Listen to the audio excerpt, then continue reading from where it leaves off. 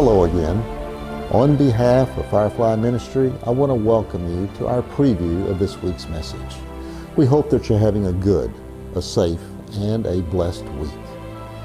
Now this Sabbath, we're going to be welcoming Pastor Shelton back to the pulpit. It's been 3 long weeks since his last message. Now during that time, he visited his daughter's family in Florida. And then, of course, last week we were blessed with a special program by our Pathfinders. But it will be so good to hear Pastor Shelton again this coming Sabbath. Have you ever been disappointed by someone who broke a promise to you? Or perhaps you've been the cause of such a disappointment to someone else. I'm sure we can all recall instances in our lives where we have been on both sides of that situation. Perhaps you can recall a time when you confided something to your best friend and you made them promise to keep it a secret. And then the next day you learned that all your friends knew it, and maybe even your not friends knew everything you told them. You know, that brings to mind the saying that promises are only as strong as the person who gives them. Now, of course, most of these childhood disappointments are inconsequential and are quickly forgotten. I tend to divide broken promises into 2 categories.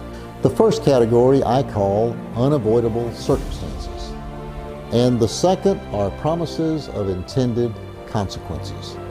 Let me explain the difference. Let's say I promised to pick you up around 8:15 to go to church on Sabbath morning. And on my way to pick you up, I experienced some heavy fog, and I'm delayed 10 or 15 minutes. Now, I did break my promise, but it certainly wasn't my intention. The circumstance was just unavoidable.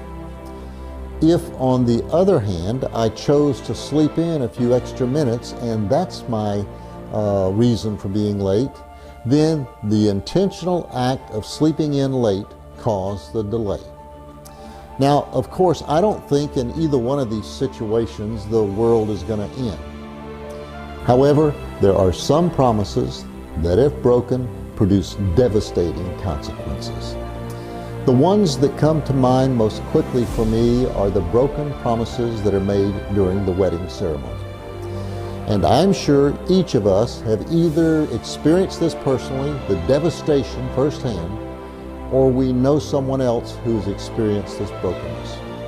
These broken vows are like broken mirrors. They leave everyone who held them so close bleeding while staring at shattered images of family and love.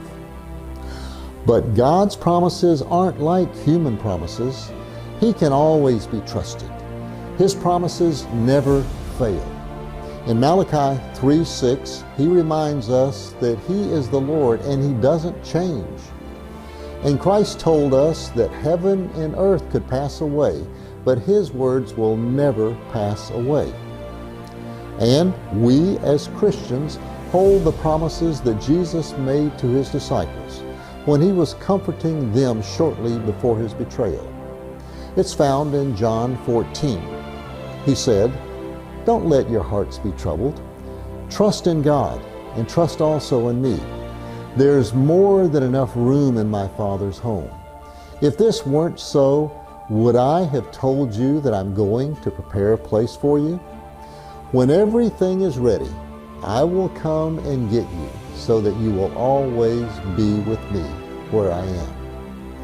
That same promise he made to his disciples is there for our own peace of mind in today's confusing world.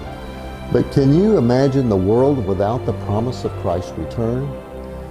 Well, this week, Pastor Shelton explores that topic. The title of his message is, "What if Christ Didn't Return?" I think after you hear his message, you will be convinced there's no way that could ever happen. When I think of his topic, my mind immediately goes to the promise found in the book of Isaiah. There, Isaiah tells us, "Lift up your eyes to the heavens and look at the earth below, for the heavens will vanish like smoke, the earth will wear out like a garment, and its people will die like gnats. But my salvation will last forever, and my righteousness will never fail.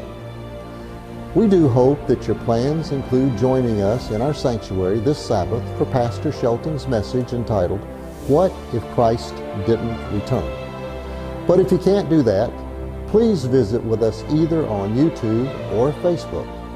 And until then, have a blessed week.